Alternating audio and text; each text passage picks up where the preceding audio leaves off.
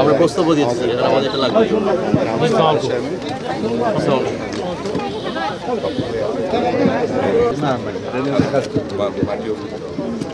মাটি ফেলতে হবে ওইখানে ড্রেসিং রুম করার কথা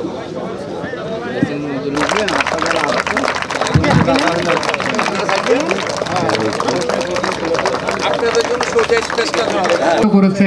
আমরা কোন দেশের হয়ে খেলতে চাই এইবার শুনতে পেয়ে স্লাইস করতে চাই সেই ডিসেন্ট্রালাইজেশনের জন্য আমরা ছুটে বেড়াচ্ছি বাংলাদেশের ঘটনা আমি বলতে চাই না।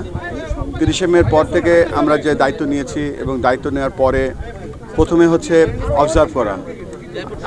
আমাদের দল খুলনা, রাজশাহী, চিটাগং, সিলেট, ঢাকা এবং আজকে আমরা এখানে রংপুরে এসেছি, তারপরে আমরা বরিশালে যাব। একটা কারণ হচ্ছে এটা আমরা মিরপুর থেকে বসে একটা জিনিস অবলোকন করা বা অনুভব করা আর সেই জায়গায় গিয়ে সেখানকার ফিল নেওয়া, সেটা একটা কমপ্লিটলি ডিফারেন্ট ফিলিং।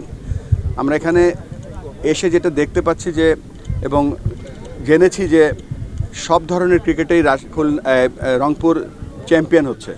4 দিনের ক্রিকেট বলেন, 1 দিনের ক্রিকেট বলেন, স্কুলের ক্রিকেট বলেন। তার মানে কি এখানে হাজার হাজার শত শত মেধা আছে এবং এই মেধাগুলোকে আমরা কতটুকু প্রস্ফুটিত করছি বা কতটুকু বিকশিত করার পথ তৈরি করে দিচ্ছি আমরা জানি না।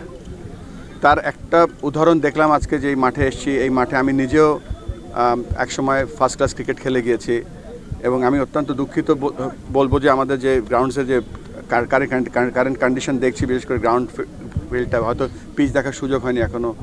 এখানে অনেক ইমপ্রুভমেন্ট করার জায়গা আছে। আর ক্রিকেটটা শুধু ঢাকা কেন্দ্রিক না, বাংলাদেশের সব জায়গায় আমরা ছড়িয়ে দেওয়ার চেষ্টা করব ইনশাআল্লাহ।